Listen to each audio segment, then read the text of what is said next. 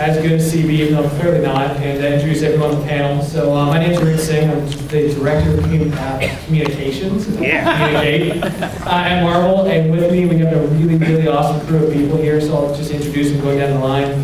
First we have Bond, the Hitman Alamagno, who I probably messed up his last name, who is one of our talent relations managers over at Marvel. So round of applause for Bond. Yeah, Bond. One of the most dapper men in comics, our editor-in-chief, Mr. Axel Alonso. The man with 1,004 scarves, Mr. Mark Brooks. Yeah.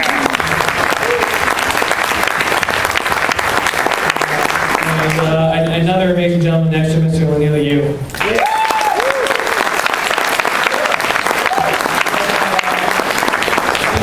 Remember what CBL says is a preamble. Basically, this panel is designed to show you guys how each of us got into the world of comics, and to give you a bit of insight on how you can get into comics and answer your questions you may have if you're writers or artists, or if you want to be a director of communications. Stumble over your words.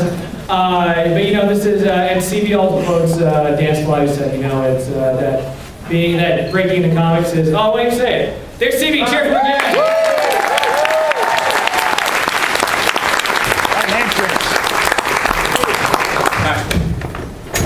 again. I'm only here for a drive-by, unfortunately. I got double booked for this time. I'm sorry. But thank you for coming to Breaking Into Comics. Wow, big turnout, awesome. Woo! Quick question, how many of you want here to be writers? All right, how about pencilers, artists? And any colorists? All right, oh, we got a great mix. How about editors, lawyers, comic book internal managerial types? All right, perfect. Well, we have all the information for you guys as well. How many of you just want to be in comics? All right. But, you know, I always go back to something that Mark Waid said, and it's that once if you compare breaking into comics to breaking out of prison, that once someone has actually done it, then that way is forever closed off and you've got to find another way. And that's kind of the way, what we're here to talk about. You know, you've got the dice up here, people who work in comics in all different categories and have all broken in different ways. And usually what we do when we start a panel like this is we listen to their stories. You know, we let you learn from them, follow in their footsteps, or learn from their missteps in some cases about what they did on their path to breaking into comics, be it as a penciler, or an editor, talent manager, marketing coordinator, or I'm sorry, communications director. So I unfortunately do have to run. I am so sorry. Bond, do you want to come up and lead the discussion? This is Bond Alamagno. He's Marvel's talent coordinator.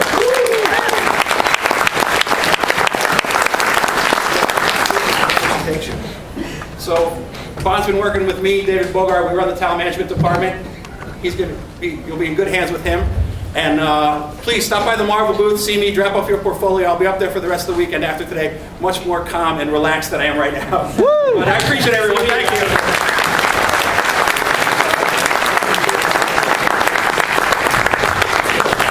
And toward the other panel, so discussing, I'll pick up exactly the protocol. This is Start over again. That was toward the end of the panel, I'll discuss the protocol to drop off portfolios because there's certain things you need to do to make sure we can actually look at this stuff. So CB usually likes to begin by asking everyone, starting with the room, like how we started in comics, because each of our stories is usually incredibly surprising and unique. So where do you want to start? Yeah, mine starts stupid, but so I grew up in Toronto, and I was convinced I was going to be the first non-white Prime Minister of Canada. After I finished high school, I loved comics as a kid. After I finished high school, I moved to the U.S. because my parents work, and so they were what my dream of being Prime Minister. And I went to business school on a scholarship for literally one day before I was going to go to commencement. I realized I don't ever want to do this. Go to school or be in business. So I dropped out of college after one day, and that was a really great choice. And I just worked various retail jobs. I never worked more than less than 3 jobs for about 5 or 6 years because I just wanted to figure out what I wanted to be, what I wanted to do. My main focus was actually going into the military. I really wanted to be in the Navy. I come from a family with a military history. in India, and so I really wanted to, no one had ever been in the Navy, so I thought I should be in the Navy. So I trained religiously, and I went for the ASVAB, and I did quite excellent at that, but I was medically disqualified, unfortunately. So I said, okay, now what am I going to do? I had been working at that time doing loss prevention and fraud investigation at Nordstrom of all places, and I was also a freelance writer for Conflict Resources. And so I said, you know what, I should be a cop, because that sounds like a really cool thing to do.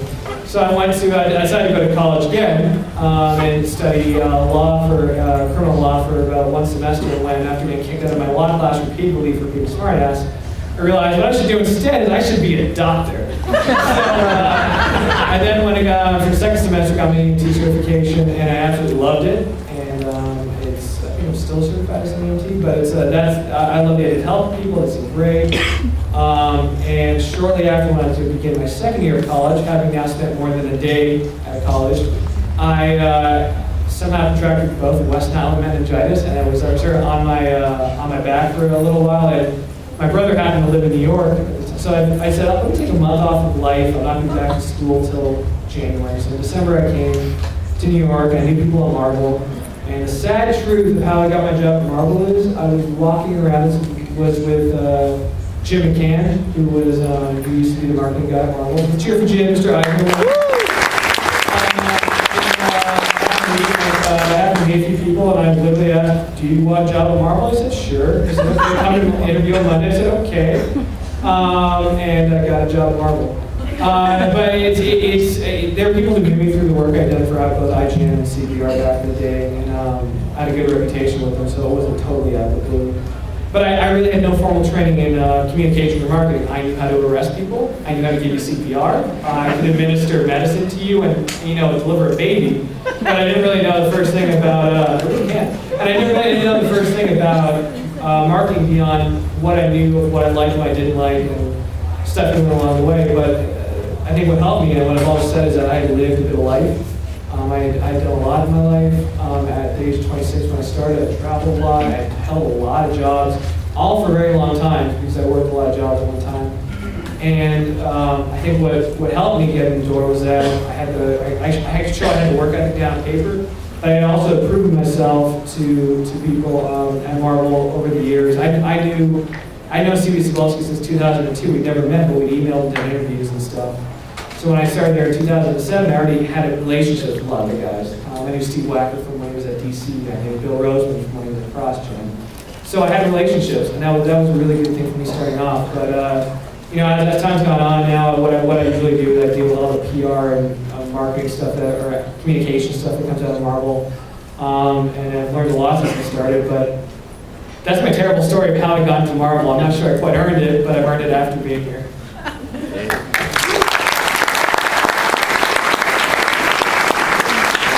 I grew up in San Francisco, and of course dreamed of being the first Hispanic Prime Minister of Canada. You would be awesome. Yeah, exactly. I grew up reading comics as a kid. My mom worked late on Fridays, so my grandma would pick me up, and so she wouldn't have to actually interact with me. She would buy me 2 comic books. So I would go home and read comics till my mom came home. That's how I discovered them. I never dreamed of working in comics because I didn't think that you could actually make a living in comics. I wanted to be a fireman or a policeman or a lawyer or a spaceman or what have you, so I didn't really aspire to that.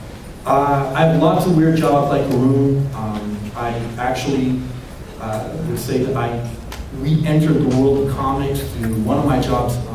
I worked as a fisherman in Alaska, and we were out by the Aleutian Islands when the Food and Game Administration came onto our boat to do a routine inspection, and I had nothing better to do with my time than read a stack of magazines that were sitting around, multiple with pornography, because there were a bunch of guys on the boats that cousins like. But there happened to be a copy of a comic book called Swamp Thing by writer named Alan Moore, and the story was about a serial killer who remembered all of his victims through the color of their eyes.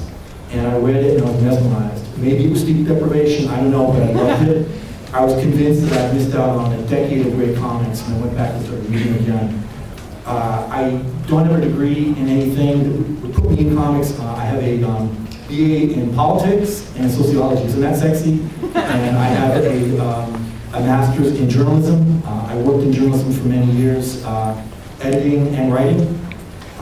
I got my job through luck. Luck and fortune. I saw an ad in the New York Times for DC Comics. They were shopping for editors. I had a decent resume as an editor, but nothing in comics. I sent in my resume. I got a call from a man named Louis Stathis, an editor who interviewed me. And when I walked in the door, he said, you're the guy. And I was like, what? And he says, you wrote this article. And he pulled out an article that I'd written for Daily News and Newsday. And the reason he remembered it is because one of the people I interviewed in the magazine had come off like a total idiot through his own quotes, and this guy had just stolen his girlfriend. So he liked me because I knew this guy. No joke, literally. He also remembered my byline because I've got an uncommon name, Axel Alonso. Actually, there's quite a few Axel Alonsos on Twitter. They're all a lot cooler than me. That's really disgruntled. Anyway, but long and short of it is that he remembered my name, remembered the article, so we chatted about that for about half an hour, and he said, do you want the job? I guess the point of my rambling story is that I have a weird-ass resume. I have a little bit of art school. I always knew I wanted to make my living through reading and writing in that opposite order. I always had in my mind that I wanted to edit and possibly write, and that weird tapestry of my experience, which includes being on a fishing boat and driving a produce truck and stocking money in an ATM. With a little Filipino guy who carried comics. That's like a whole story itself. It's like a room. It doesn't make sense until you look at it in your rearview mirror and you realize that all of the building blocks of where I am. So I think that the last thing I'll say is I think that my journalism background I think has been helpful for me as an editor because I always have an eye on what's going on in the world, first and foremost. And so I may have been able to use that as a skill to be able to get angles on stories that might be relevant. So that's my story.